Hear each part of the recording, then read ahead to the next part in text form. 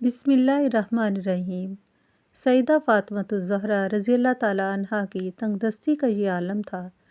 حضرت علی رضی اللہ تعالیٰ عنہ فرماتے ہیں کہ کئی دن ایسے گزرے، نہ ہمارے پاس کوئی چیز تھی اور نہ حضور صلی اللہ علیہ وسلم کے پاس۔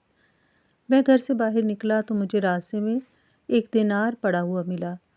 تھوڑی دیر میں سوچتا رہا کہ اسے اٹھاؤں یا نہ اٹھاؤں، لیکن بالآخر میں نے اسے اٹھا لیا، کیونکہ کئی دن کے فاقہ کی وجہ سے ہم بڑی مشقت میں تھے۔